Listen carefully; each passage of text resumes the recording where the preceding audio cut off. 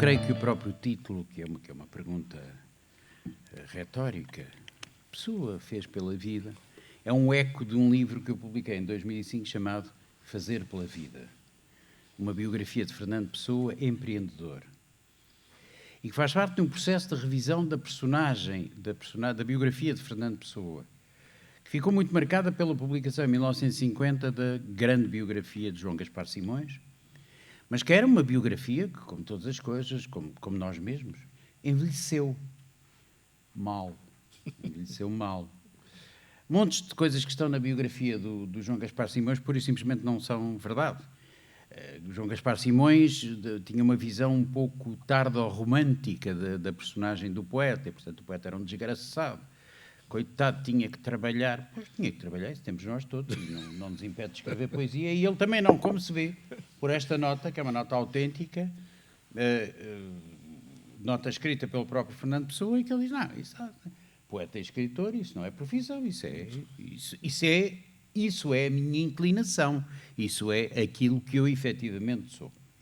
E, portanto, este processo de revisão, que tem vindo a ser feito por diversas pessoas nas últimas décadas, eu destaco, por exemplo, o Jerónimo Pizarro, que é o organizador desta série de masterclasses, ou do plano das masterclasses, o Jerónimo Pizarro, o Richard Zenit, que é um grande investigador norte-americano, pessoano, sediado em Lisboa, em Portugal, e que está a escrever uma muito aguardada nova biografia de Fernando Pessoa.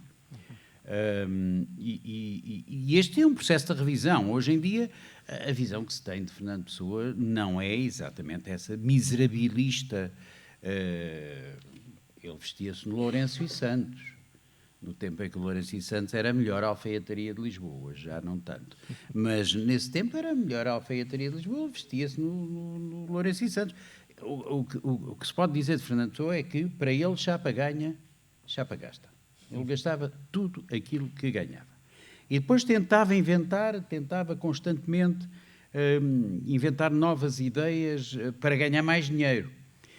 Então, é assim, ele fez pela vida, não teve foi sucesso nenhum. Mas isso, pronto. Agora, ele fez pela vida. E vão ver, se me acompanharem durante esta palestra, leitura, whatever, o que quiserem, verão que ele fez, de facto, pela vida. Eu preparei uma conferência escrita, mas o Nicolau, obviamente, pode me interromper a qualquer momento, o público não, só no final, se fizer favor, está bem? Este respeitinho é muito bonito, sim senhor. No final fazem as perguntas que quiserem, eu estou à vossa disposição. Mas o Nicolau, se quiser interromper, porque eu ontem descobri que o Nicolau é moderador da sessão. Se é moderador, tem que me interromper ao menos uma vez para justificar o estatuto. Tentarei fazer isso. Ora, o Fernando Pessoa fez pela vida. Nós devemos à excepcional grafomania do Fernando Pessoa a possibilidade de reconstituirmos, mesmo que parcialmente, as suas incontáveis iniciativas profissionais, no sentido de se dotar de meios de subsistência que lhe permitissem dedicar-se, com tranquilidade e conforto, àquele que era o seu único projeto de vida: escrever sempre. De muitas delas deixou testemunho escrito, formal ou informal, em documentos organizados ou em simples rascunhos, em referências diretas ou em reflexões laterais. O primeiro sinal da sua procura de estabilidade financeira data de 1906, o mesmo ano em que o jovem Pessoa frequenta o curso superior de letras, que, aliás, abandonará no ano seguinte. E esse primeiro sinal é o rascunho de uma carta, ele tinha 18 anos na altura, é o rascunho de uma carta, escrito em francês e dirigido a uma empresa francesa, a Entreprise Générale, com sede em Luvisy, no qual oferece os seus serviços, possivelmente como tradutor ou correspondente em língua francesa, já que a proposta respondia a um anúncio publicado pela empresa francesa no Diário de Notícias de Lisboa. Pessoa afirma pretender dedicar os seus, cito, tempos livres, que aliás não são pequenos, a colaborar com a empresa, mas pede esclarecimentos quanto ao trabalho a realizar. Como disse, estava em vésperas de completar 18 anos de idade.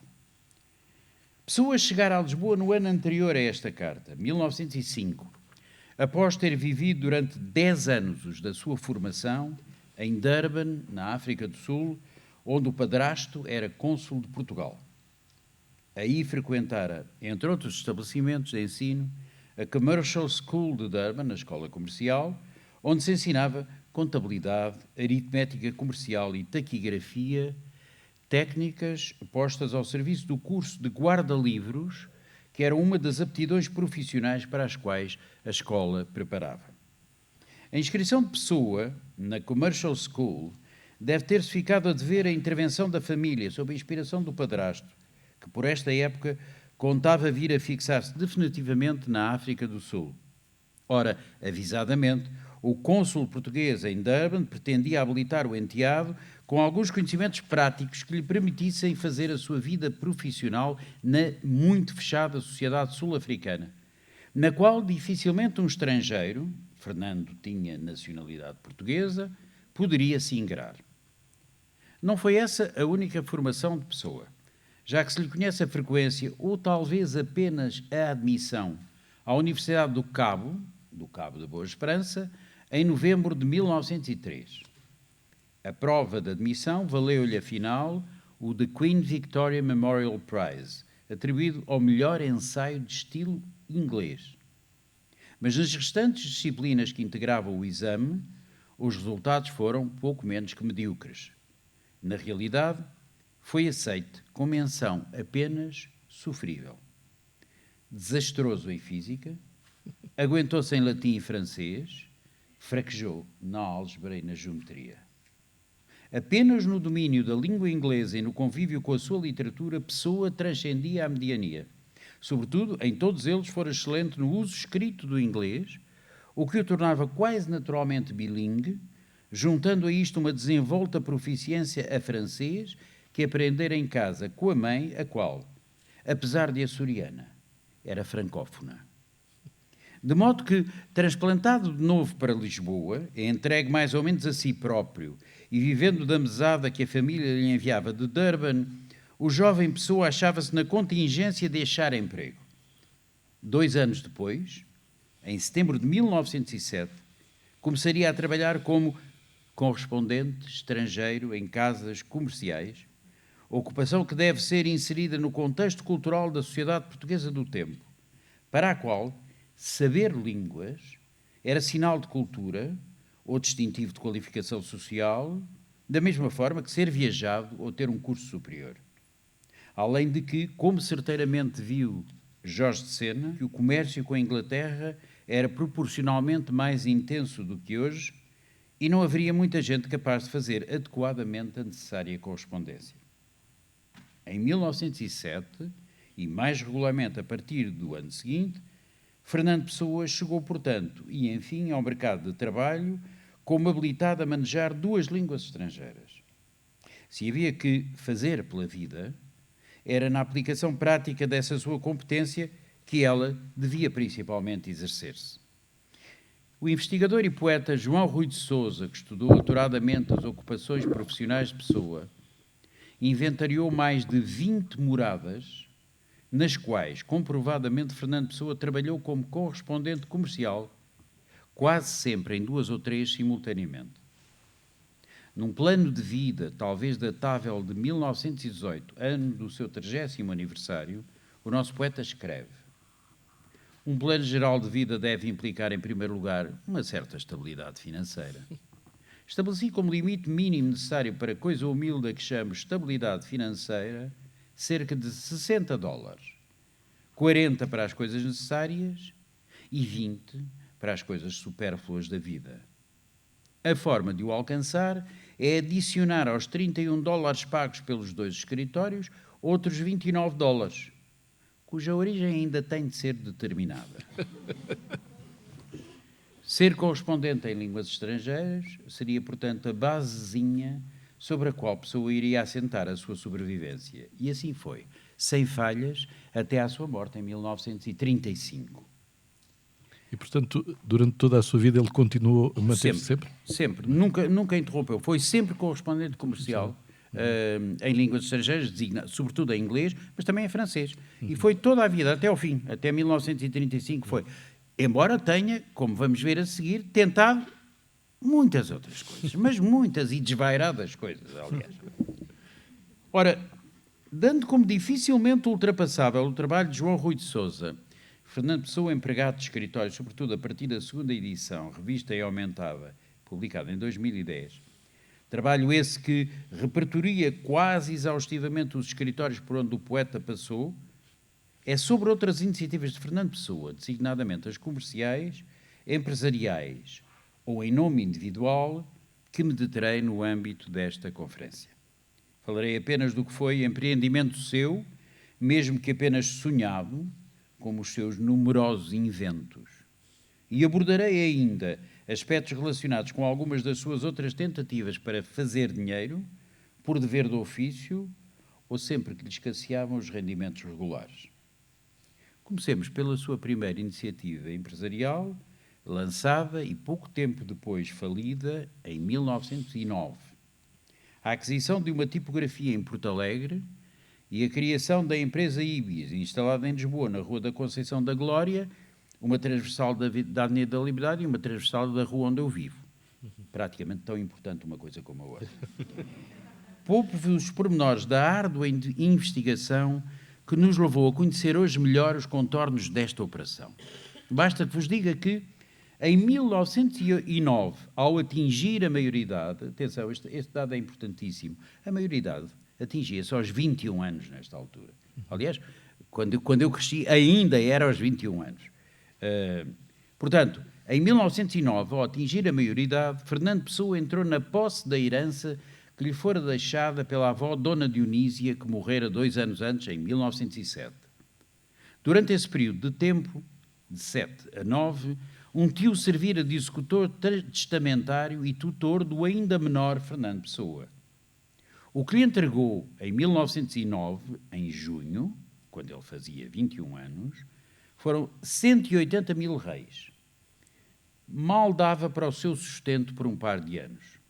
Muito menos para um investimento como o que a aquisição de uma tipografia pressupunha. De onde lhe veio então o dinheiro para essa primeira aventura empresarial? Bom, isto aqui, desculpa, mas a descoberta seguinte foi minha e está publicada nesse livro de 2005.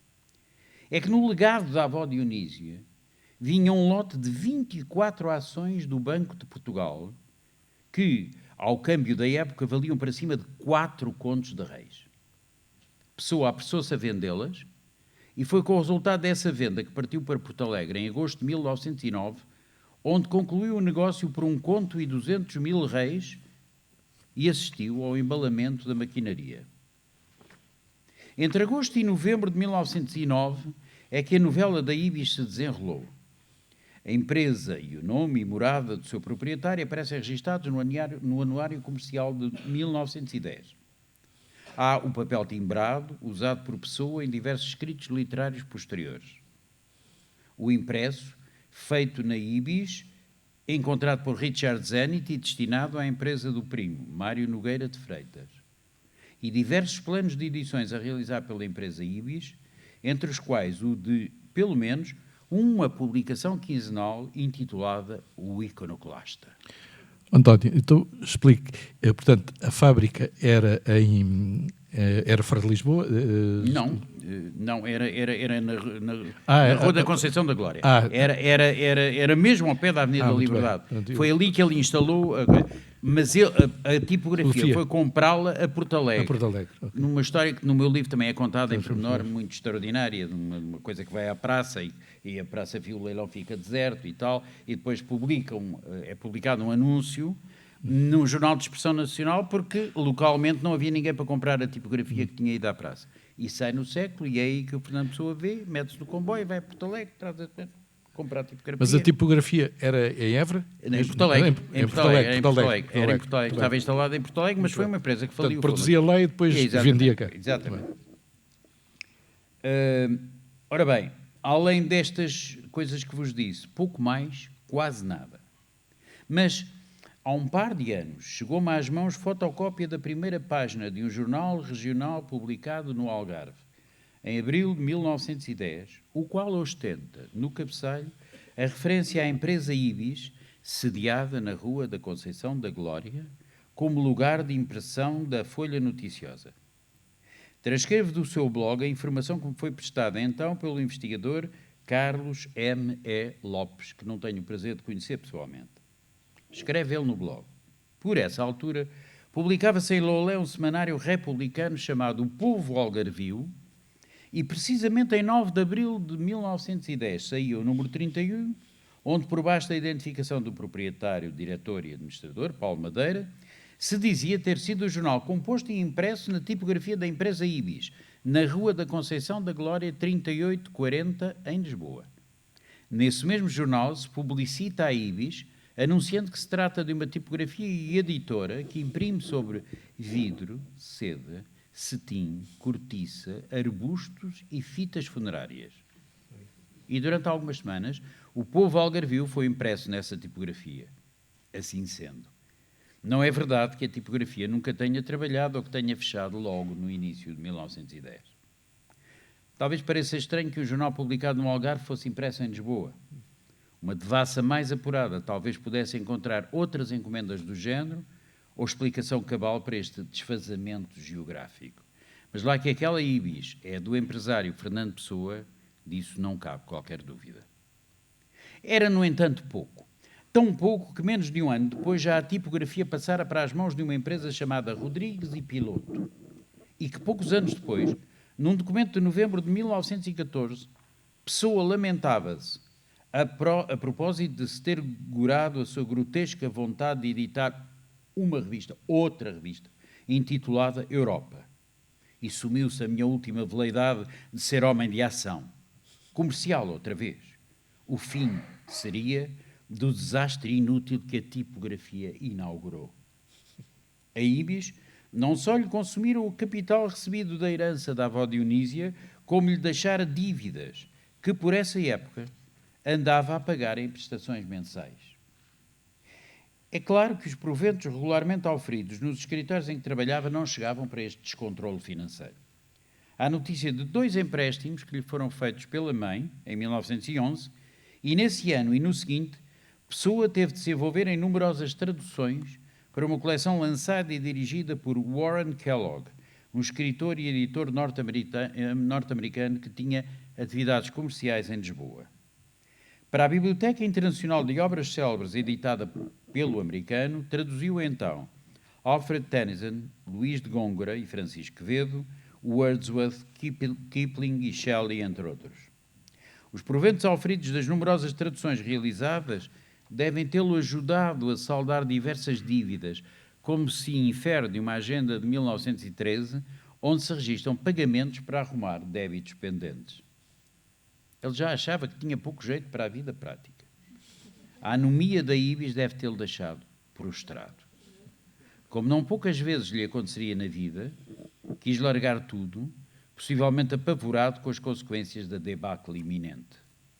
E ou procurou vender a tipografia através de anúncio, ou aproveitou a ocasião que lhe terá chegado por mão de algum amigo ou familiar. Antes mesmo de cumprir o seu primeiro exercício, a tipografia da Ibis terá sido vendida. Durante a década de 1910, nunca o poeta deixaria de pensar em edições e editoras de tipografias e publicações.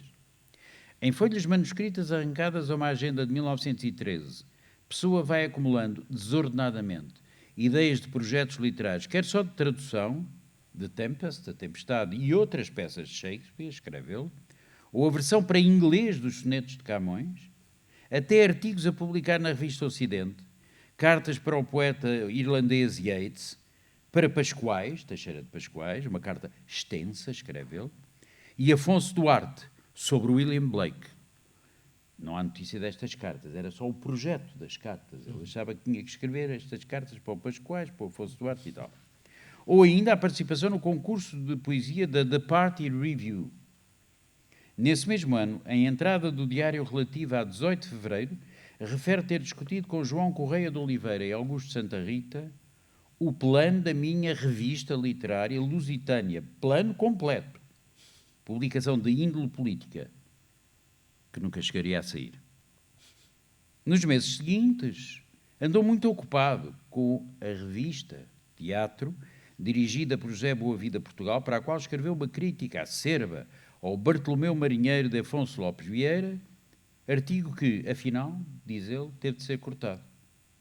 Ao editor Frank Palmer propôs a edição de 300 provérbios portugueses, por ele recolhidos e traduzidos, projeto que o início da Grande Guerra inviabilizou. Tinha com Domingos Garcia Polido o projeto de um panfleto semanal intitulado Jogo Franco, que seria republicano, anti-afoncista e antissocialista. Em 1915, Pessoa fizera parte do núcleo inicial de Orfeu e interessara-se diretamente pela viabilidade comercial da empresa. Em carta a Armando Cortes Rodrigues, de 4 de março de 1915, manifestava-se esperançado. Vamos a ver se conseguimos aguentar a revista até pelo menos ao 4º número, para que ao menos um volume fique formado. Mais adiante, dava uma lista de nomes junto dos quais pedia a intercessão do seu correspondente, Cortes Rodrigues, no sentido de arranjar assinaturas para Orfeu. E referia que, cito, temos de tratar afincadamente, como você compreende, da parte da administração da revista. Isto explica a ansiosa notação sobre as primeiras vendas e assinaturas registada entre 24 e 27 de março de 1915. A revista saiu, o primeiro número do Orfeu saiu a 24 de março de 1915.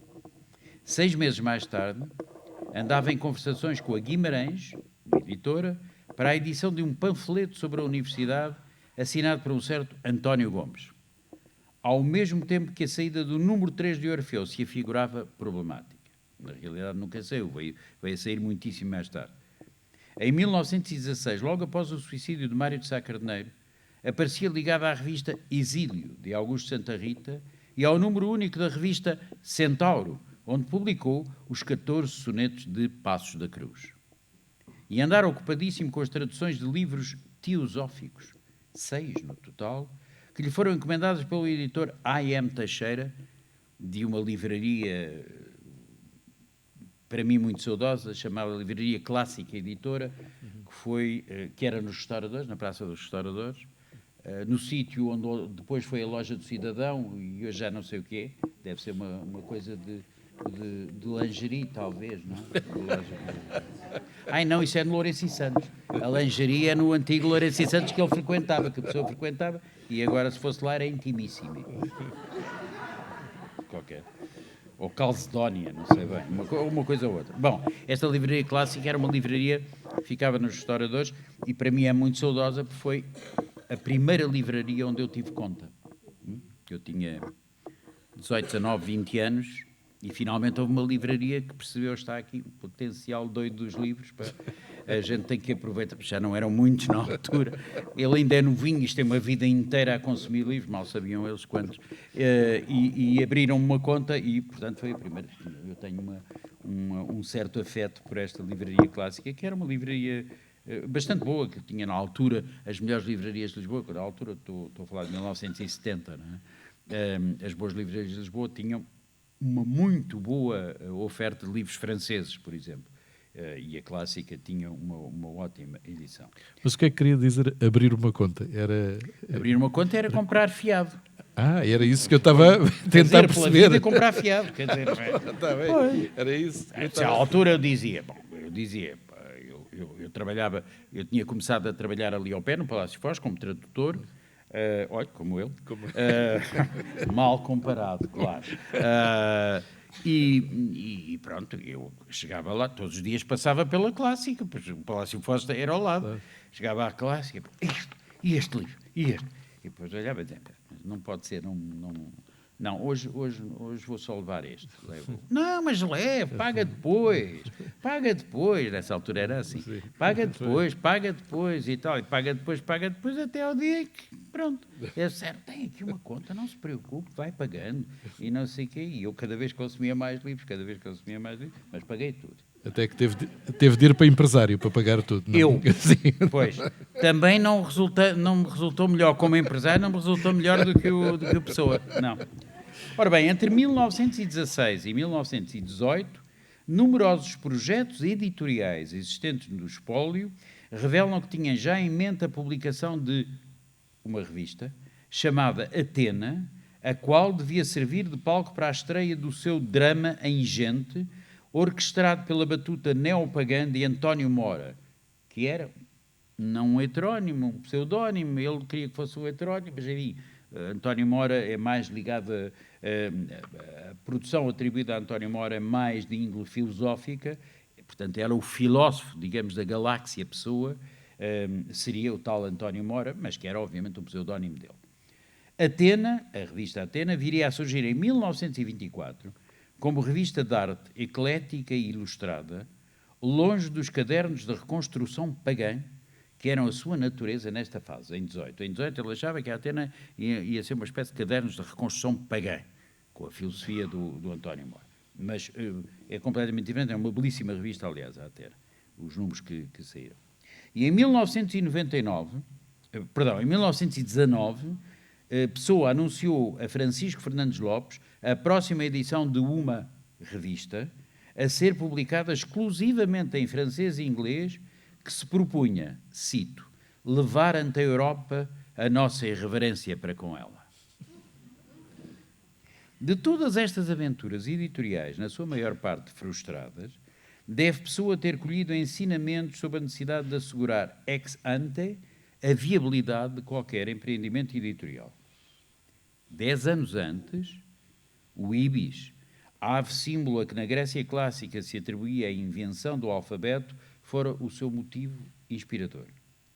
Mas o Lícipo, cuja marca registrou em outubro de 1921, pretendia-se um projeto de maturidade, e até no grafismo vanguardista do logótipo desenhado por Almada Negreiros se veio insinuar um cuidado que, como vimos a seu tempo, o jovem Pessoa, recém-chegado então à maioridade, não revelara na aventura da tipografia fugazmente instalada na Rua da Conceição da Glória. Parafraseando Samuel Beckett, dir-se-ia que, embora falhando de novo, desta vez falhou melhor. É que os resultados, infelizmente, não seriam melhores, a não ser no plano estritamente literário.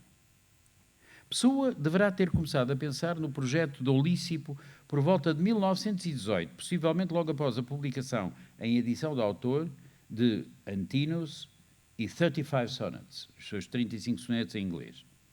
Por essa época, via-se ainda como um poeta bilingue, e as suas tentativas para ser reconhecido como poeta de língua inglesa em Inglaterra vinham de longe.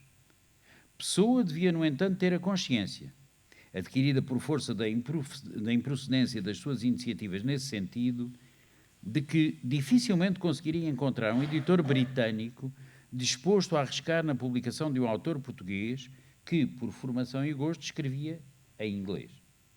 Será desta altura a ideia de criar uma editoria, era como ele chamava, que cobrisse os seus dois mercados de eleição.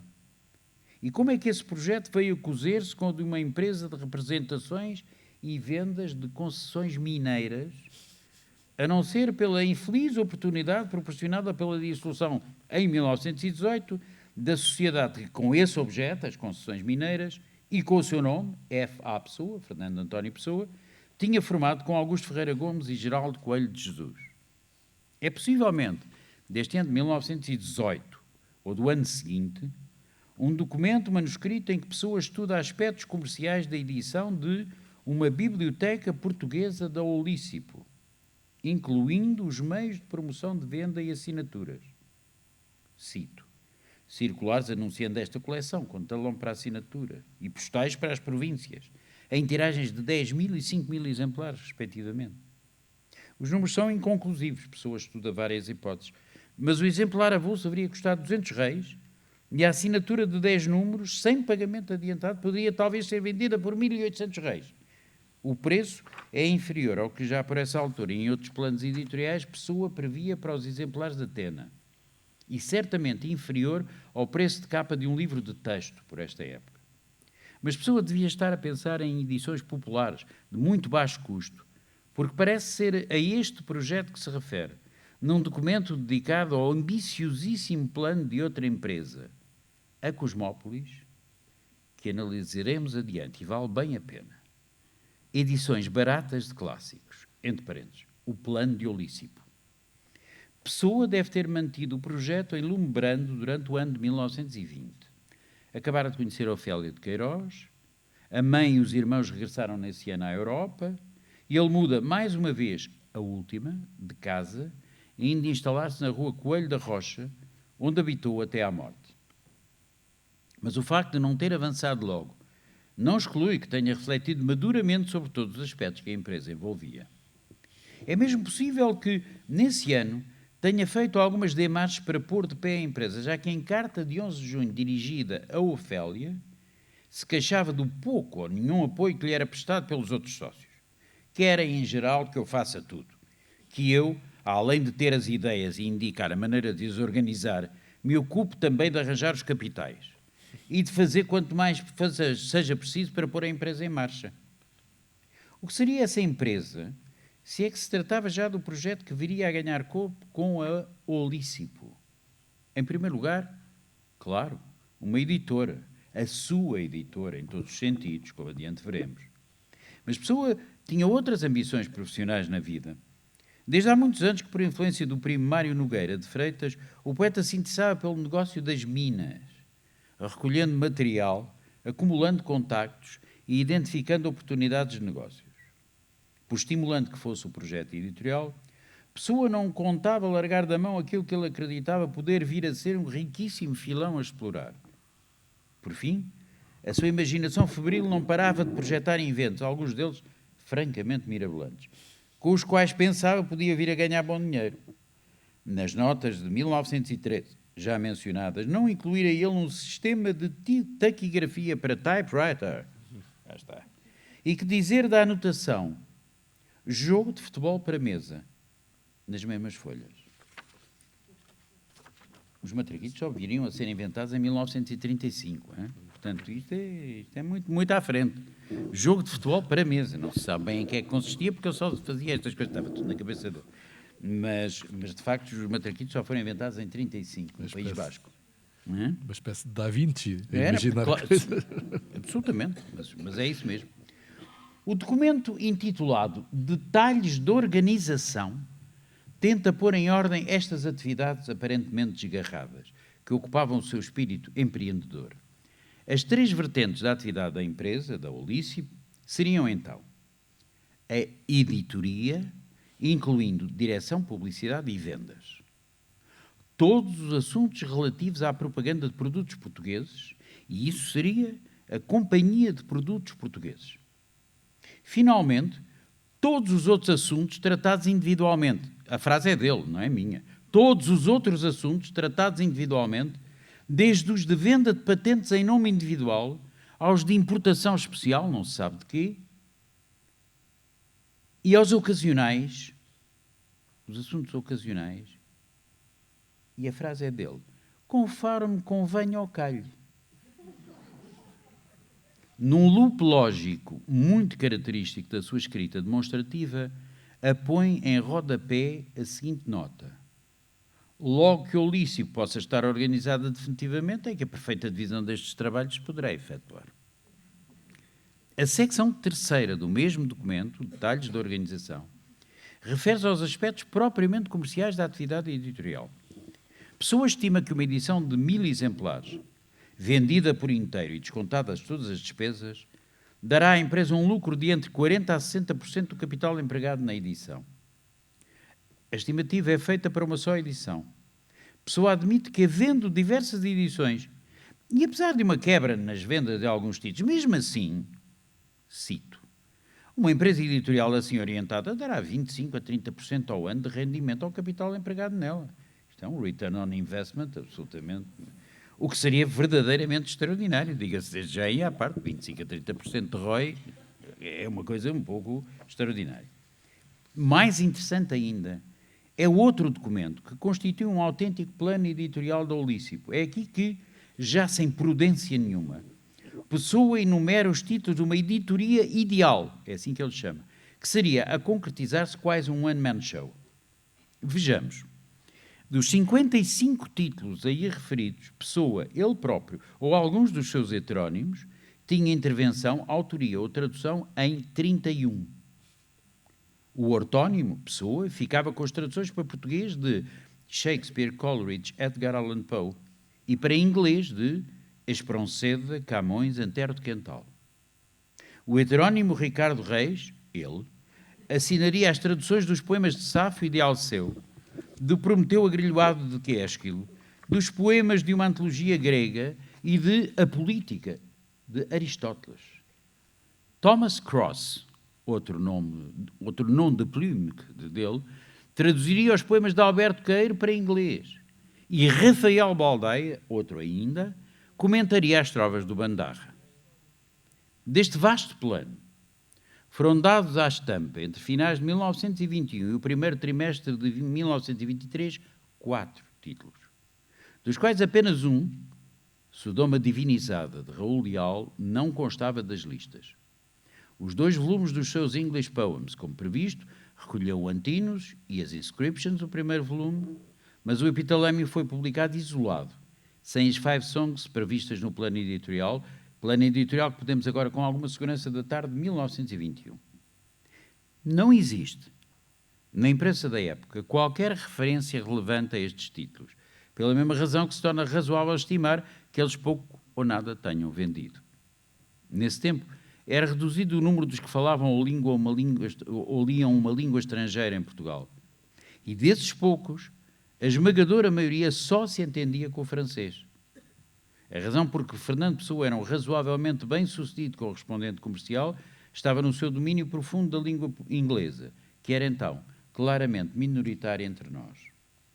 Mesmo a terminar o ano de 1921, a Olícipo editou o seu segundo título, o poema em prosa A Invenção do Dia Claro, de Almada Negreiros, que fora dado em forma de conferência no verão desse ano, na Liga Naval. E logo no início de 1922, a editora lançou em livraria a segunda edição aumentada das canções de António Boto, que continham um retrato emblemático do autor e a transcrição de uma carta elogiosa escrita por Teixeira de Pascoais em junho de 1921. Mas a publicação de um artigo de Pessoa no número 3 da Revista Contemporânea, editada em julho de 22, o célebre ensaio António Boto e o Ideal Estético em Portugal, louvando em termos entusiásticos a obra de Boto, desatou uma polémica que havia de se revelar fatal para a Olícipo. No seu artigo, Pessoa saudava em António Boto, cito, o único poeta português dos que conhecidamente escrevem a quem a designação de esteta se pode aplicar sem dissonância. Ora, a obra de Boto era um hino erótico de aberta preferência homossexual, coisa que precisamente era o que, para Pessoa, distinguia o instinto estético do instinto sexual. Um homem, escrevia ele, se guiar pelo instinto sexual e não pelo instinto estético, cantará, como poeta, só o corpo feminino. Quando a Olícipo editou Sodoma Divinizada, de Raul Leal, nos primeiros meses de 1923, já a bola de neve posta em movimento pelo artigo de Fernando Pessoa rolava em direção ao precipício. O panfleto de Raul Leal fazia a apologia da luxúria e da pederastia, a que chamava obras divinas. E admitindo, embora que António Boto não satisfaz o meu ideal de luxurioso e pederasta místico, Leal considera o poeta das canções uma bela individualidade. Uma polémica, em tais termos, talvez hoje fosse impossível em Portugal, mas em 1923 desenrolava-se em publicações literárias e até em jornais como O Dia, onde Raul Leal publicara um primeiro artigo sobre o assunto em outubro de 1922. E chegava à universidade, onde Boto, Pessoa e Leal se tornaram encarnações do anticristo para uma minoria de estudantes reacionários, a Liga da Ação dos Estudantes de Lisboa, capitaneados por Pedro Teotónio Pereira, que viria a ser diplomata e ministro de confiança de Oliveira Salazar. A campanha contra o Olícipo punha-se em marcha a 20 de fevereiro, com uma entrevista de Teotónio Pereira ao jornal A Época. Nos primeiros dias de março de 1923, o Governo Civil de Lisboa mandava apreender um conjunto de livros imorais, entre os quais as Canções do Boto e a Sodoma Divinizada de Raul Leal. Apesar de haver notícia de que alguns livreiros continuaram a vendê-los por baixo do balcão, é inegável que a proibição constituía um rude golpe nos planos de Pessoa. Olícipo não mais retomaria a sua atividade editorial. Me derem licença, faço aqui uma curta pausa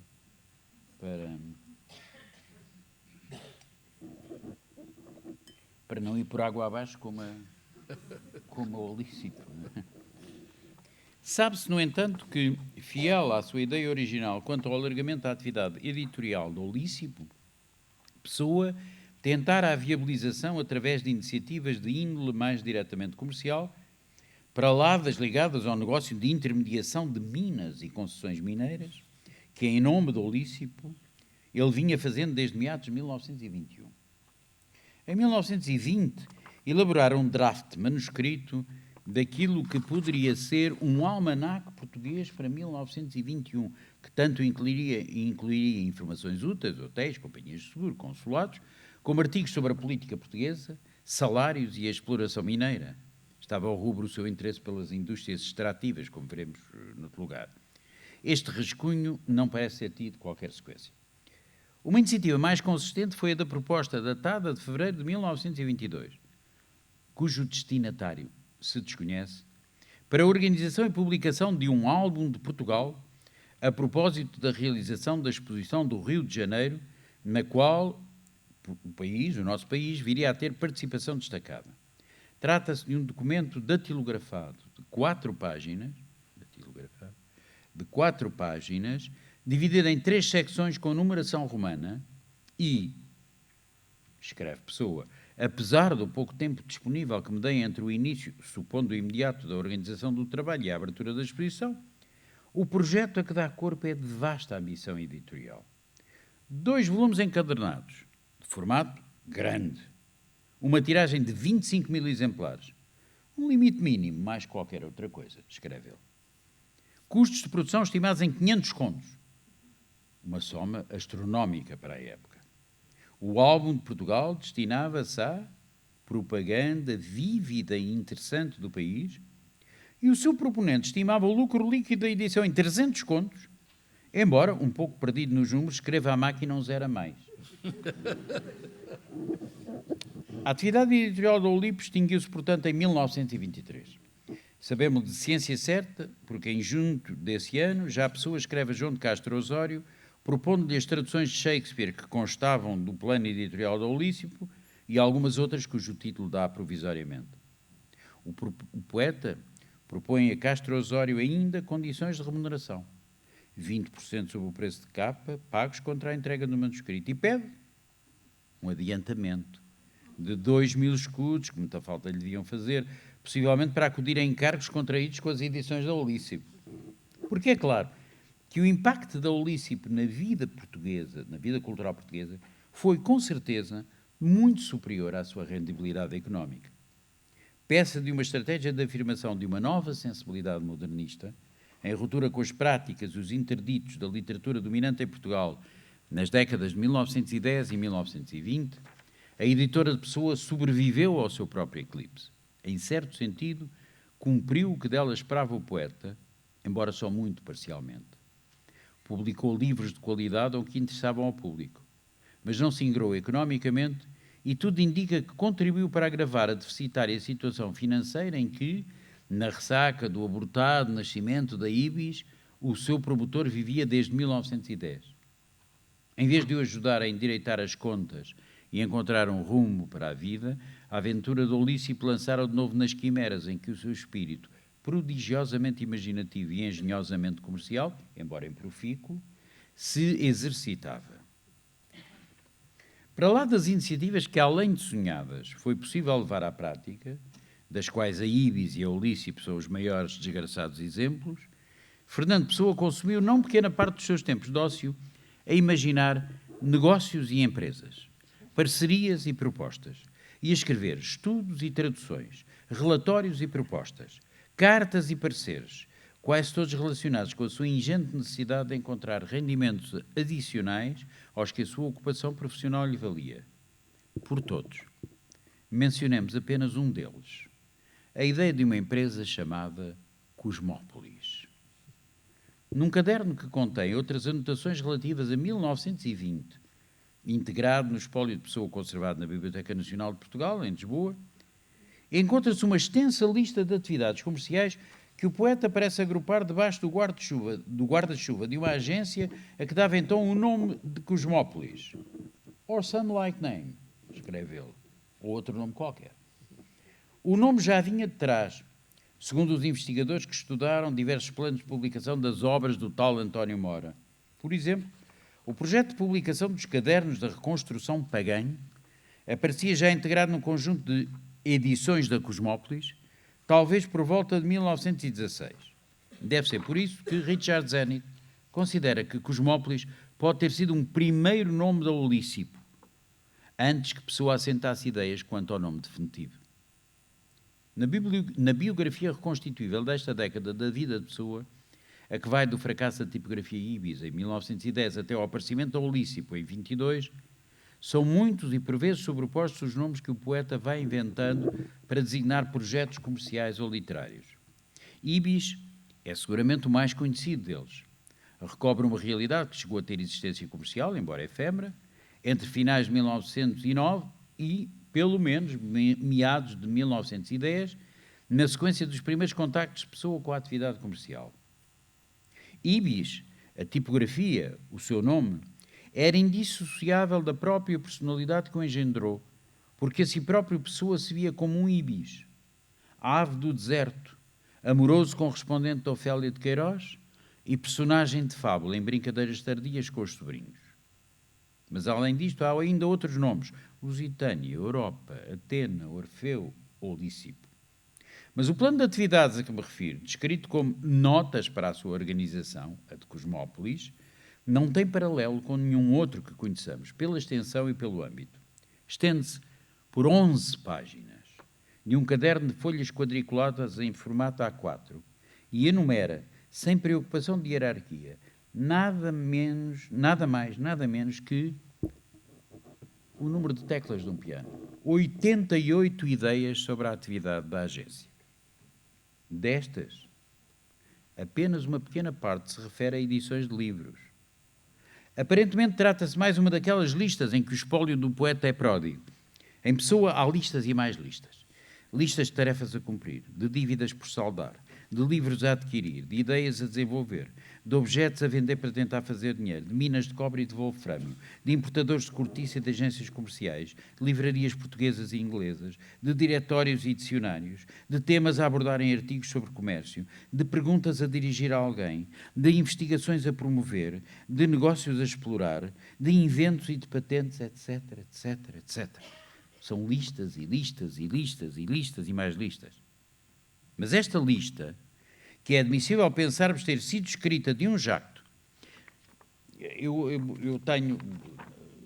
estudei bastante este documento. Deve ter sido, à data do meu livro, o investigador que tinha estudado mais este documento. Tinha encontrado o documento, tinha estudado e tinha analisado. E claro que, como devem imaginar, não sou grafólogo, eu não consigo decifrar a caligrafia das pessoas. Agora, este documento é inequívoco. É escrito com a mesma letra, do princípio até ao fim. Claramente apanhou uma babadeira do caraças, encostou-se à cómoda e pimba, pimba, pimba, por a noite fora, foi escrevendo ideias que lhe vinham em catadupa à cabeça. Porque, de facto, é impressionante, do princípio até ao fim, a caligrafia é relativamente uniforme, o que, naturalmente, nem sempre acontece em muitos outros documentos manuscritos de Fernando Pessoa, onde se percebe que a certa altura aqui começa a descair um bocadinho e tal.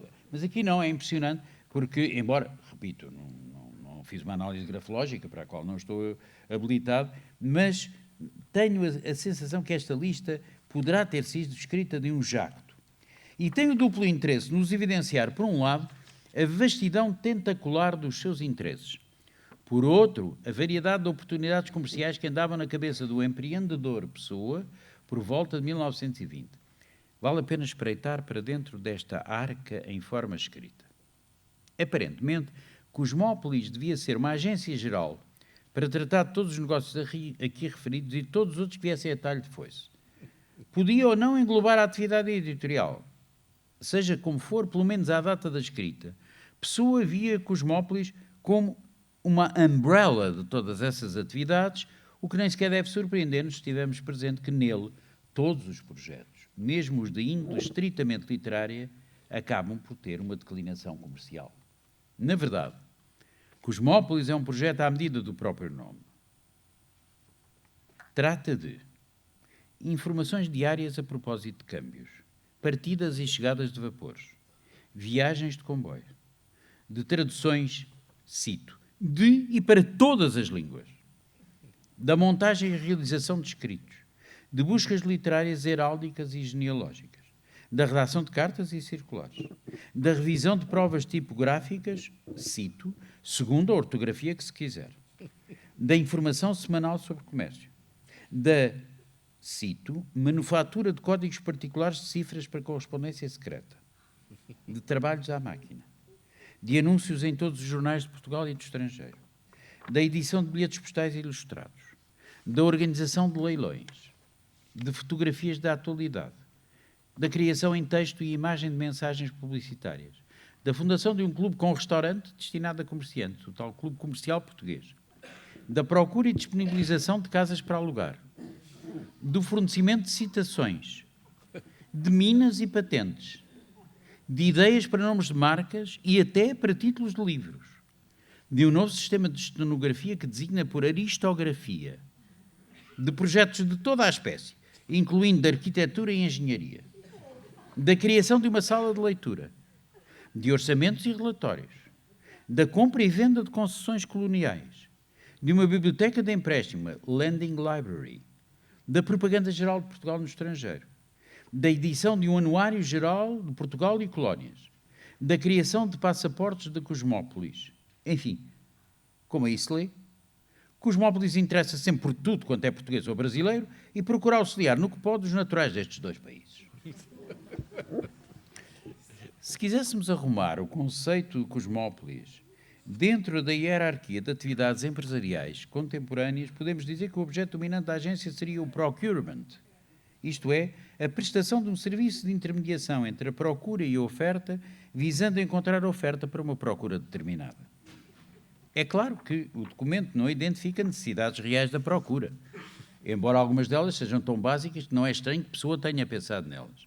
Em princípio, a Cosmópolis devia ser uma espécie de agência topa a tudo, um desenrasca. Mas não deixa de ser curioso observar que um grande número de atividades aqui previstas coincide com as aptidões profissionais e pessoais do poeta, pelo que, presumivelmente, era em si mesmo e na sua considerável capacidade de trabalho que ele pensava no momento em que enumerava linhas de negócio a explorar.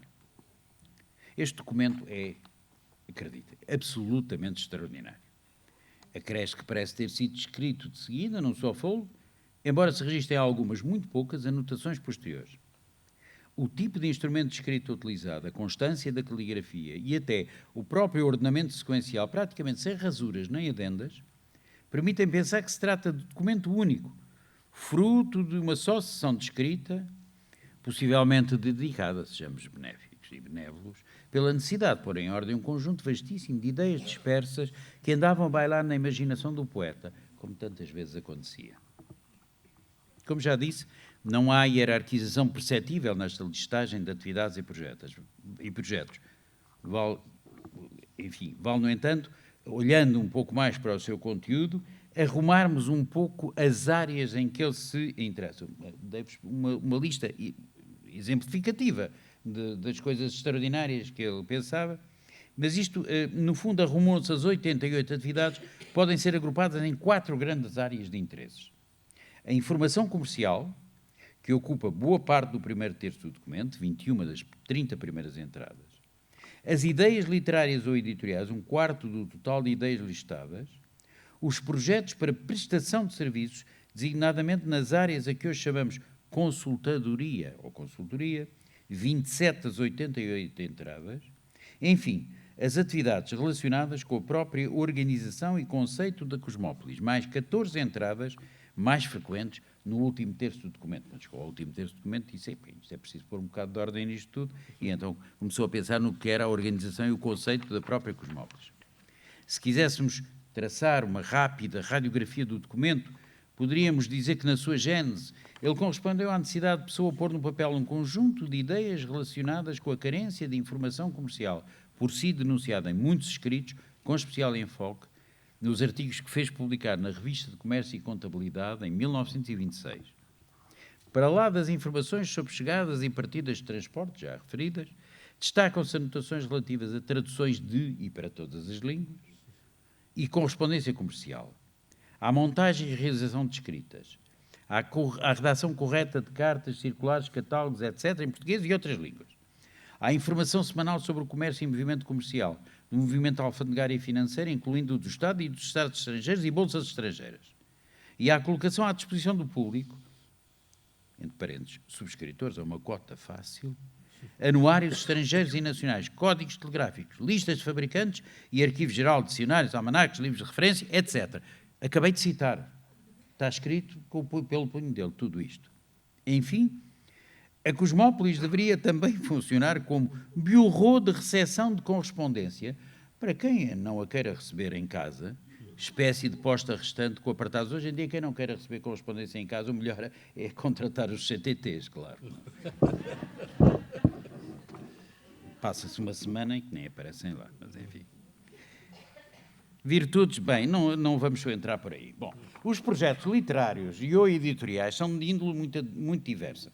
Há a ideia de fazer funcionar a Cosmópolis como uma agência literária geral, cabendo-lhe tanto emitir opinião sobre livros que se tencionam publicar, quanto a colocação de artigos, livros também, aqui e no estrangeiro, traduzindo, se for preciso, e ainda a produção de informações literárias gerais, de trabalhos literários por encomenda e da procura de peças para se representar.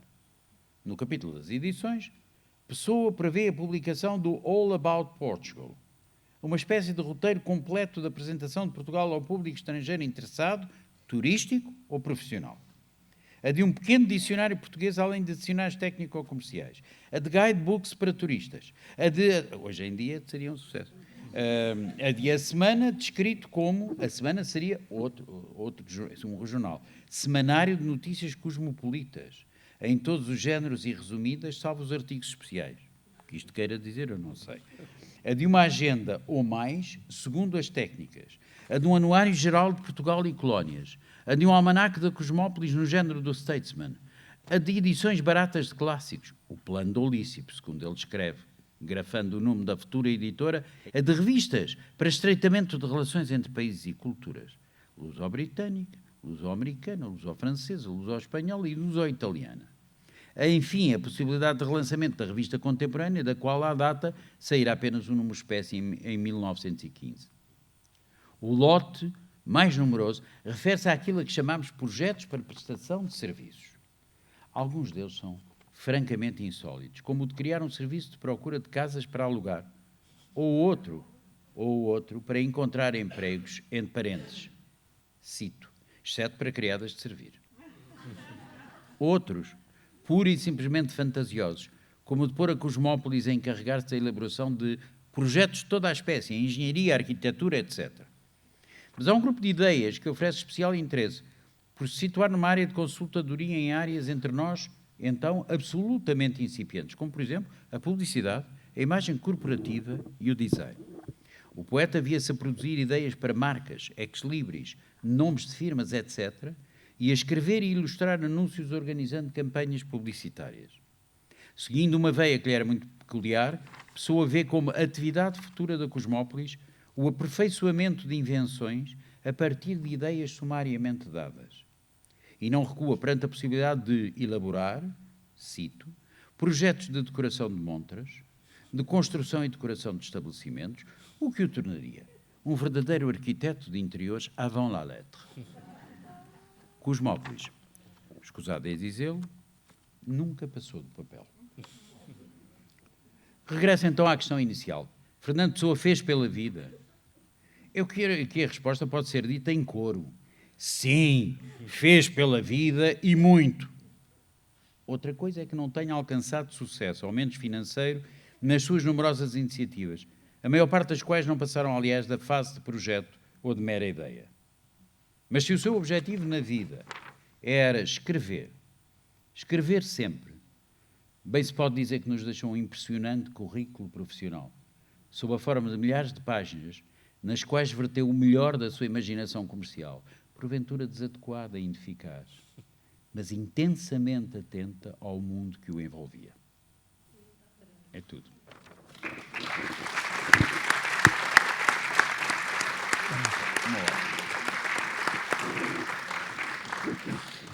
Muito obrigado, António, por esta fascinante digressão pela vida não poética de Fernando Pessoa.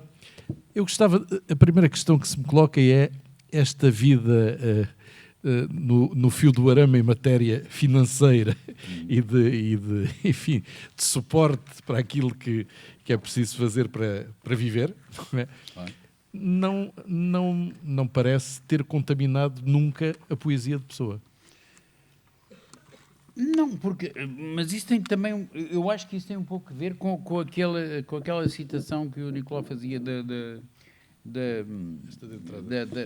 dessa nota biográfica dele, não é? Da profissão, a designação mais próxima será tradutor, a mais exata de correspondente estrangeiro em casas comerciais. Profissão. O ser poeta e escritor não constitui profissão, mas vocação.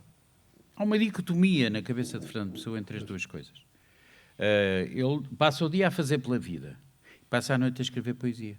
Enfim, isto de uma forma um pouco simplista, mas basicamente é isto. E, portanto, na cabeça, as duas coisas não se confundem. Confundem-se, sim, nos escritos autobiográficos, ou seja, os diários, os diversos diários e tal. Dia tal, fui tomar um café com o Zé. Tem uma coisa genial, em 1913, há uma entrada em que ele diz: estive com o José e com um outro qualquer na Brasileira. O José disse-me que eu estava bem vestido. Quem? Eu? O José era o José da Azevedo de Perdigão, que era amigo dele, o criador da Fundação Gulbenkian, como se sabe, e que era amigo dele. Ou seja, nos diários, sim. Logo na linha a seguir ele pode dizer carta para Durban. Escreveu à mãe. E depois logo a seguir diz: comecei um poema de não sei o que mais. E depois pode meter 3 versos de um poema, uma ideia. Ou seja, não a nível da escrita, mas na realidade existe na cabeça dele uma separação muito clara entre as coisas. Escrever é, efetivamente, isso é que é. O resto é a parte da vida em que é preciso fazer o máximo, não é alguma coisa. Eu espero ter-vos dado a noção de que esta atividade do Pessoa é estuante, é uma coisa... O homem não parava de pensar em formas de ganhar dinheiro, em fazer pela vida. Esta história das concessões mineiras é extraordinária. Isto, no espólio, estão, eu não sei quantos, mas estão imensos relatórios sobre concessões mineiras, sobre minas de não sei o quê, a wolframite, com W, claro, a wolframite, isto, aquilo, aquilo. E ele acumulava informação, alguma delas traduzia, porque ele traduziu para lá dos escritórios, ele traduziu essas coisas. Sabemos que ele traduziu, por exemplo, para a Sociedade de Estoril Sol, que estava a iniciar-se em 1925-26, que possivelmente, eu pelo menos tenho essa convicção, o primeiro decreto-lei sobre os casinos terá sido escrito por ele, e a minha convicção vem do proémio do decreto-lei, que é tipicamente Pessoa. Há 3 aspectos em que se pode desdobrar o não sei o quê, do este e do aquele. E não sei o que mais. E o tipo está a ler aquilo e diz: Fernando Pessoa, a música é Fernando Pessoa. E, enfim, e está no espólio. De facto, o projeto de decreto-lei está no espólio dele. Portanto, parece. Agora, na realidade, o que eu acho é que isso não contaminou, porque ele tinha a cabeça completamente separada. Quer dizer, a poesia dele era uma coisa e a vida profissional e paraprofissional, digamos assim, era outra. Repare como se cruzam aqui diversos planos, porque ele tem projetos de revistas literárias, mas depois tem projetos de revistas comerciais, os anuários, e depois tem projetos de jornais políticos, e depois, quer dizer, essa parte é uma parte que está à parte e que está fora e, entretanto, ele continua sempre a escrever. E escrever poesia, não só poesia. Poesia, prosa, reflexões filosóficas, manifestos, cartas ao Salazar, não sei o quê, as coisas mais extraordinárias que fazem parte da produção literária dele. Estamos perante um caso de grafomania. Este homem respirava a escrever. Escrever era tão vital como respirar. E, portanto, tudo aquilo que lhe vinha à cabeça ele escrevia.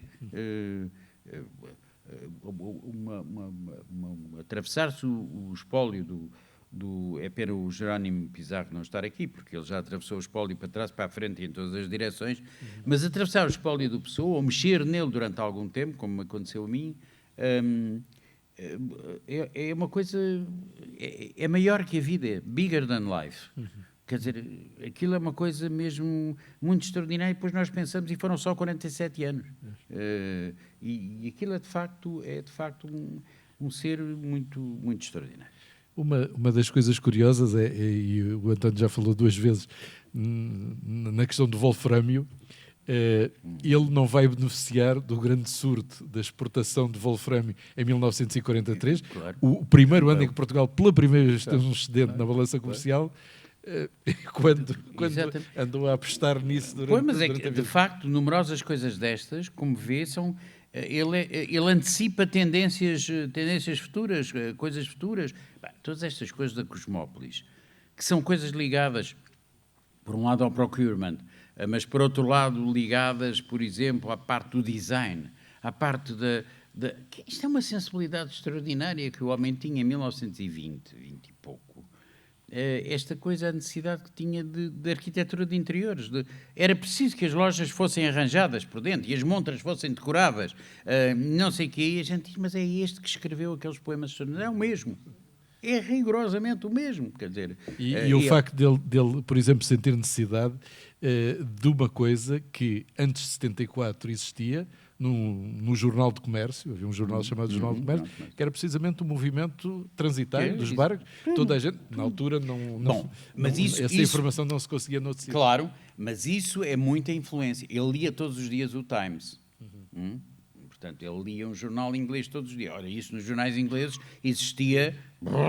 páginas inteiras de tudo, as cotações da Bolsa, os movimentos transitários, as partidas e chegadas, o não sei o quê, tudo isso existia.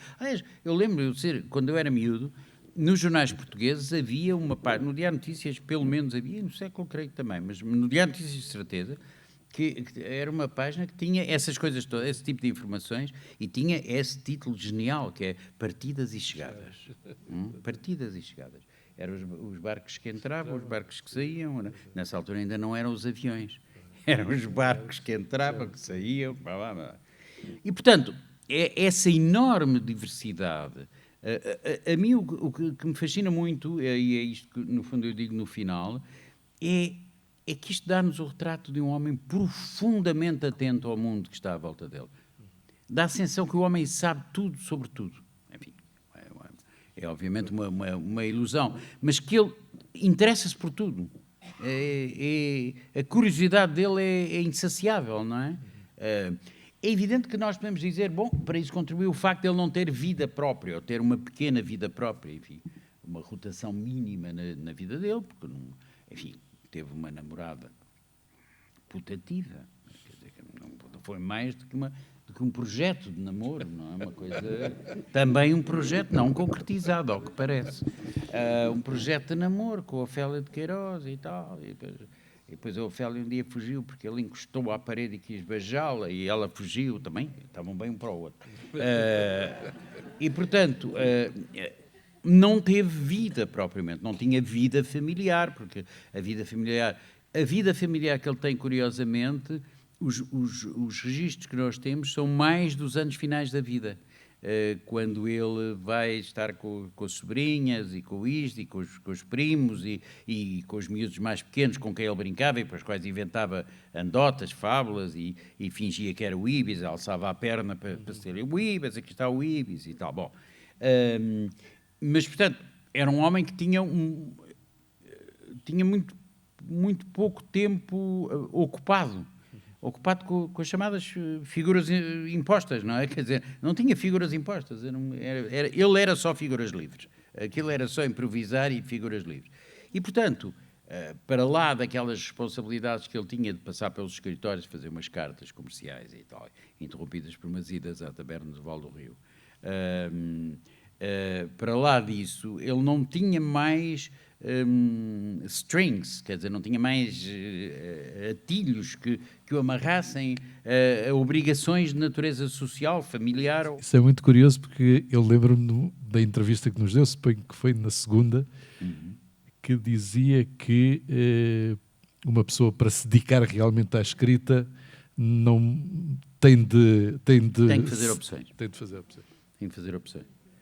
Pois, eu acho que sim. Uma vez perguntar, eu cito sempre esta do Régio, acho que na entrevista também citei, mas perguntar ao José Régio se ele nunca tinha pensado em casar-se. E o José Régio disse, eu muito cedo decidi dedicar a minha vida a construir uma obra literária. Pronto, na cabeça do Régio isto era incompatível. Enfim, eu não sou tão radical como o Régio, também é verdade que eu talvez tenha tido mais apetência do que o Régio para ter relações, enfim, portanto, provavelmente, não posso dizer.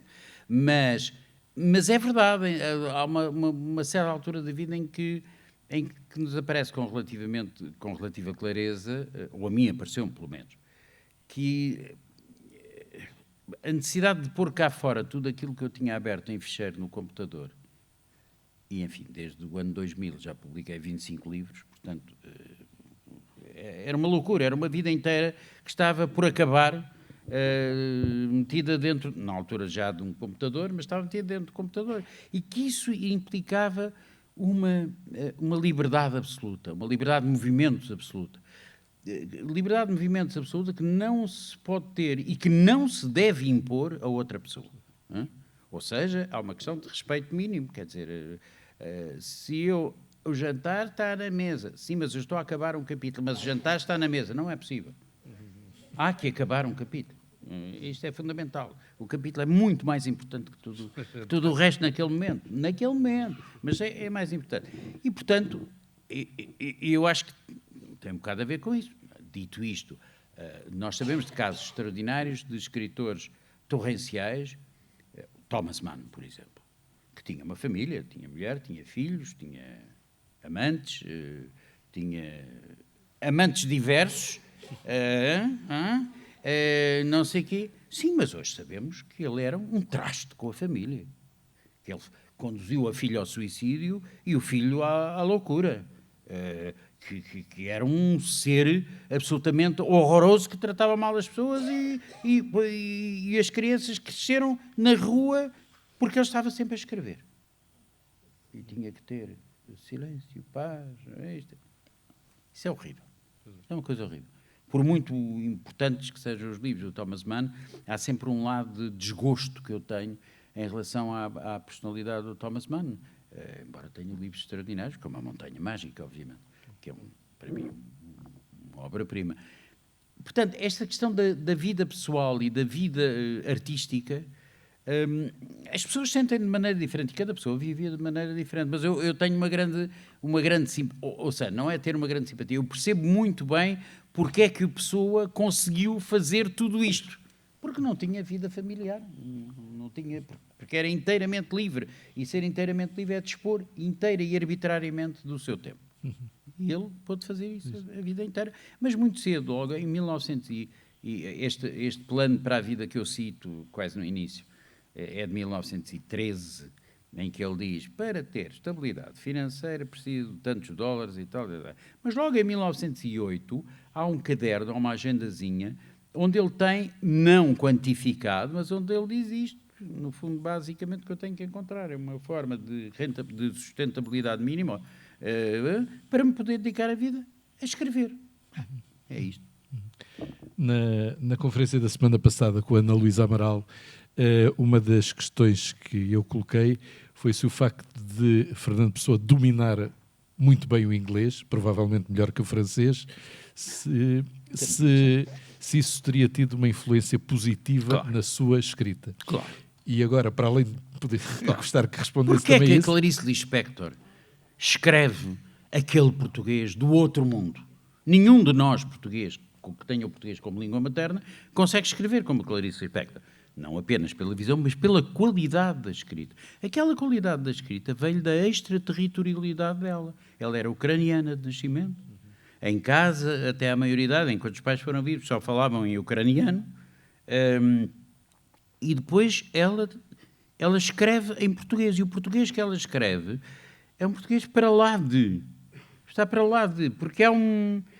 Eu acredito, aliás, logo no prefácio dos poemas ingleses, publicados em 84, numa edição da Ática, claro, o Jorge de Sena, que era também ele um anglófono, formula isso pela primeira vez. Ele diz que a qualidade da escrita do Pessoa, o português estranho do Pessoa, porque o português do Pessoa ninguém escreve assim. O português do Pessoa é imediatamente reconhecível. Começa-se a dizer um poema do Pessoa e imediatamente, ou então um texto em prosa, e imediatamente é reconhecível. E é reconhecível porquê? Porque é uma música. E essa música eu acho que tem muito a ver com essa distância. Outro caso evidente, Nabokov. Vladimir Nabokov, que era um russo, um grande, um enorme escritor russo, exila-se depois da Revolução Bolchevique, vem para o Ocidente, primeiro está na Alemanha, depois está em Paris, e depois vai para os Estados Unidos, onde se estabelece nos inícios dos anos 40, 1940. E escreve em inglês um livro escrito num inglês do outro mundo, que é Lolita, obviamente, e que é escrito num inglês que deixou os críticos americanos a dizer, mas de onde é que saiu esta língua literária, esta maneira de escrever inglês? E o tema também. O tema também. Embora o tema levava-nos longe, mas o tema também. Agora, sobretudo a língua literária dele era um ovni na literatura americana. Ninguém escrevia assim como ele. Isso também tem que ver com o facto de que a língua materna dele não era o inglês. Embora no caso do Nabokov, eles falassem inglês em casa e francês, como se falava em São Petersburgo, toda a classe alta, a elite falava-se em francês. Passa-me aí o sol. Era bem em francês. Aliás, é muito engraçado, porque a única forma de ler verdadeiramente a Guerra e Paz é ler a Guerra e Paz quando eles conservam as falas em francês. Porque é isso que dá a música que nós, enfim, a maior parte de nós, pelo menos eu não, com certeza, não consegue ler no original russo, mas traduzir o francês também é terrível, porque se traduz o francês uniformiza uma coisa que não é uniforme. É um livro escrito em duas línguas, porque era, obviamente, a prática na sociedade russa da época. Ou seja, estes fenómenos são aquilo a que, num livro publicado nos anos 80, o enorme George Steiner, ele próprio também, um extraterritorial, chama os extraterritoriais. Quem são os extraterritoriais e que ele analisa? O Nabokov, o Borges, o Pessoa, a Clarice Lispector não, que ele não conhecia, seguramente, ou conhecia muito tardiamente, mas analisei estes factos. Eu acho que a Clarice Lispector é claramente assimilável a este grupo, que são indivíduos que escrevem admiravelmente na língua que não é a língua materna deles. E aqui aparece uma coisa muito curiosa. Eu peço desculpa, já estou aqui a discretear, mas se eu estiver a divagar, digam calce. Digam por que não te calhas. Pronto, eu... Calma. Não, discretei. Há aqui uma coisa que eu acho que é muito interessante nesta coisa da língua e da extraterritorialidade, que é o facto de que a maior parte o caso do Fernando Pessoa, por exemplo, diz, mas ele era português. Atenção. Nasceu em 1888 e em 1895 foi transplantado. Um dia escreveu, em 1914, salvo erro, tem uma carta, talvez ao Armando Cortes Rodrigues, que diz, porque você não imagina o que é ter crescido e sido formado sob a influência de uma grande cultura estrangeira. Você não imagina. Ou seja, ele era um miúdo português que foi transplantado para uma cultura e uma civilização anglófona, claramente, que é educado nisso. E depois aqui há uma coisa muito engraçada. Com certeza que já ouviram uma frase que é muitas vezes citada. Fernando Pessoa, a minha pátria é a língua portuguesa. Pois, mas ele não quis dizer nada daquilo que lhe atribuem. Não há nenhuma reivindicação nacionalista nisto. Reparem, essa frase está num documento de 1907. Em 1907, ele tem 19 anos de idade. E o que ele diz é, o texto onde essa frase aparece diz, voltei a um país onde não tenho a família, onde não tenho isto, onde não tenho aquilo, onde não tenho cá, A minha pátria é a língua portuguesa. Ou seja, a pátria que eu tenho que reinventar é a minha própria língua. É isto que ele quer dizer. Não quer dizer, não é nenhuma afirmação de lusofonia. Essa coisa me deixa doente, a lusofonia. Não há lusofonia. A lusofonia é o que nós, portugueses, falamos. É a nossa língua. O resto não é lusofonia. É angolofonia, brasilofonia, etc., etc., porque cada povo autónomo fala a sua língua, não, a sua variante da língua portuguesa, que é uma base, mas que não é hoje nada mais do que uma base. Importantíssimo. No nosso caso, é a base materna. Não é? Mas no caso deles também. No Brasil a língua é o português, não há outra coisa senão o português. Bom, e portanto, esta história da minha pátria, a língua portuguesa, é muito interessante, ou seja, denota, a meu ver, isto de que temos estado aqui a abordar, a história. Ele, de repente, aos 19 anos de idade, apercebe-se, eu não tenho nexo com nada, não estou ligado a nada, não tenho a minha família próxima não está cá, está na África do Sul e despachou-me para Lisboa, despachou-me é uma forma como um adolescente vê a coisa, não é? O adolescente vê a coisa assim, não é? Que eles viram-se livros de mim, mandaram para cá, para o curso superior de letras, que é uma chatice, onde ele andou meia dúzia de meses e depois veio-se embora, que não gramava aquilo. E, portanto, neste texto ele diz, não tenho isto, não tenho isto, não tenho... A minha pátria é a língua portuguesa.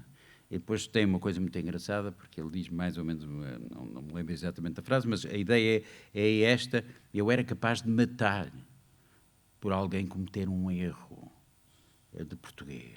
Não é? Ou seja, ele diz, a minha identidade é a língua portuguesa. É a única identidade que eu tenho é esta. O facto de ter nascido em Lisboa deixa-me indiferente, o facto de ser português não quer saber disso para nada, porém a língua portuguesa, essa que sim é o meu elemento de identidade mais forte e mais fundamental. Ele estava sempre a ferver de ideias, a ferver de curiosidade, etc, etc. Quer dizer, quando nós vemos, e o que nós hoje conhecemos da Biblioteca de Fernando Pessoa é uma pequena parte daquilo que foi a Biblioteca de Fernando Pessoa. São os 1200 e tal livros que estão conservados na Casa de Fernando Pessoa, que foi a biblioteca final. Ou seja, quando morreu, na Casa da Coelho da Rocha estavam 1200 livros. Porém, nós sabemos que ao longo de toda a vida, de vez em quando ele fazia listas de livros que ia pôr em consignação. Isto é, quando estava teso, vendia livros que ele tinha lá em casa. Há listas maravilhosas. Se formos por aí fora, claro que não podemos encontrá-las todas, mas reconstituímos conjeturalmente aquilo que era a biblioteca virtual da Pessoa, que são os 1200 mais aqueles todos que passaram por lá. Estiveram lá, esses livros estiveram lá e ele depois vendeu-os. Pôs em consignação, olha, na tal Clássica, por exemplo, ele punha livros em consignação, na Clássica, na parceria António Maria Pereira, etc, etc, que eram as livrarias que ele frequentava, depois chegava lá um dia com uma malinha com livros e dizia, olha, ficam cá em consignação. Há consignação, como se dizia. Portanto, se venderem, dão-me o dinheiro, se não venderem, paciência e tal. E, portanto, quando nós vemos a lista, mesmo só a lista que está publicada no site da Casa Fernando Pessoa, dos 1200 que lá estão, bom, aquilo é uma loucura, não é? A diversidade de coisas que ali estão, mais outros livros que ao longo da vida ele vai referendo na correspondência, por exemplo, refere imensos livros e tal. Portanto, uma enorme diversidade. Portanto, era um ser de uma curiosidade absolutamente insaciável. E essa curiosidade depois transferia-se, como era um grafómano, cada vez que tinha uma ideia, escrevia. Bolsava para o papel sobre aquelas ideias. A imagem que eu posso encontrar é esta. E dir-me-ão, você está aí a falar de uma maneira do Fernando Pessoa, estou a falar da única maneira que se pode e deve falar de uma figura extraordinária como Fernando Pessoa. Estou a falar dele como um ser humano. Com tudo, com os vícios, com as taras, com isto, com aquilo e com o outro, ele foi um extraordinário ser humano. Ele não foi um boneco animado, como resulta das primeiras biografias dele. Não foi uma coisa reinventada pelos críticos. Não, ele foi isto tudo, foi esta variedade. Desde 1984, que nós sabíamos esta história de Lourenço e Santos, por exemplo. E a história de Lourenço e Santos é muito engraçada. Porque há uma fatura de 1932, que a Maria José de Lancastre revelou na fotobiografia pela primeira vez em 1984, e nós vamos fazer as contas e a conversão. E a conta que ele tinha no Lourenço e Santos era uma coisa. Porque ele ia e comprava 6 camisas de seda, 12 pares de meias, um fato branco de linho, um fato creme de não sei o quê, não sei como. E depois começa-se a ver nos diários coisas extraordinárias, como, por exemplo, ele falar da camisaria Pita, que ainda existe, parece que vai acabar agora, não é? Mas que ainda existe, né? A camisaria Pita, que ele frequentava e disse... há uma coisa do diário, um diário, creio que é de 1913, onde, a certa altura, ele diz assim, ir à Pita, ver as camisas com os colarinhos cortados. Era uma tarefa que ele tinha. Falaram-me de umas camisas giras com colarinhos cortados. Tenho que ir à Pita a ver as camisas. Quer dizer, até este lado de frivolidade, se você quiser, que dá essa coisa genial ele disse-me que eu estava bem vestido. Quem? Uma coqueteria, não é? Mas até aí, mas isso é o Pessoa. E isso é, de facto, para mim, é esse lado... esse lado dá ao Pessoa em toda a sua humanidade e é uma figura extraordinária também por isso, quer dizer, tipo, desaparece durante 3 dias. Depois a gente vai descobrir que ele esteve a assistir ao julgamento do Alves Reis no Tribunal de Santa Clara, não? E tomou notas. Para nada. Para nada. 3 dias perdidos, não interessa nada. Apeteceu-lhe. Tenho que ver o Alves Reis, tenho que ir para o não sei o quê, toma notas, folhas e folhas e folhas de notas sobre o que se passa no julgamento. E eu acho que esta diversidade são a humanidade dele e é uma figura para mim intensamente fascinante, é uma das figuras do século XX mais fascinantes de portugueses. Enfim, isto é partilhado à escala mundial. Uma das coisas curiosas que eu descobri aqui, provavelmente muitas pessoas sabiam, é que Fernando Pessoa também tinha um grande sentido de humor. Mas isso era completamente... E a pergunta que eu lhe faço é: alguma parte dessas listas poderá ser tomada à conta de ironia, de alguma ironia? Também pode ser, mas repara, para isso tínhamos então que ir por outra linha, que era dizer toda a obra dele é um gag genial. É uma gargalhada genial. Porque para isto ser é tanto que então também a obra literária dele é. Parte da obra literária dele é... Há um gag literário na obra do Fernando Pessoa que é a invenção da biografia dos heterónimos, não é? Agora vou traçar o mapa astral com a data de nascimento e a hora do Álvaro de Campos. É um gag tão genial que a Biblioteca Municipal de Tavira se chama Álvaro de Campos. É a única biblioteca que eu conheço que é dedicada a uma personagem que não existiu. Não se chama Fernando Pessoa, chama-se Álvaro de Campos, porque para Tavira o Álvaro de Campos é natural de Tavira. Porquê? Porque o Fernando Pessoa disse que sim e fez o mapa astral a dizer nasceu em Tavira em não sei o quê de 1889 ou não sei o quê, não sei o que mais. A biblioteca chama-se, no dia em que eu ia a passar de carro em Tavira, aqui há uns anos, ele disse, parem, saí do carro e disse, não é possível. Biblioteca Municipal Álvaro de Campos. Eu disse, mas é a única biblioteca que existe que tem um nome, os outros dizem, ok, há António Gedeão, mas sabemos que António Gedeão é Rómulo de Carvalho, é um pseudónimo literário do Rómulo de Carvalho. Agora, Álvaro de Campos, mas isto é uma invenção do outro. E pronto, passou a ter existência real, para lá da existência literária, também tem existência histórica. Deu nome à Biblioteca Municipal de Tavira, no centro de Tavira, um edifício moderníssimo e tal. Portanto, podemos dizer, nesse aspecto, que então também tudo isto é um gag. E há um lado de gag nisto, há um lado de brincadeiras, as brincadeiras que ele faz com os amigos, dizendo, encontrei o Álvaro de Campos que me disse que eu não sei o quê, ou aquela coisa genial que se conta, não sei se será real, mas que é magnífica, que é quando uma vez ele vai no Rossio e encontrou o António Ferro. Que o António Ferro tinha estado muito ligado ao Orfeu, ao modernismo, evidentemente, como esteve, e o Pessoa diz, Ferro, você já leu o Álvaro de Campos, já leu o Álvaro de Campos, exatamente, Álvaro de Campos, do qual não tinha ainda publicado nada, não é? Em nome do Álvaro de Campos. E o Ferro diz, já é magnífico.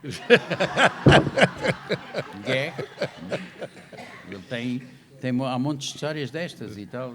Portanto, Ele tinha um enorme sentido de humor, sim, isso é claro. Aliás, os sobrinhos e não sei quê, nas coisas disseram sempre que ele tinha, que fazia partidas, pregava partidas, adorava pregar partidas, se ria muito, com um ar muito contente e muito satisfeito.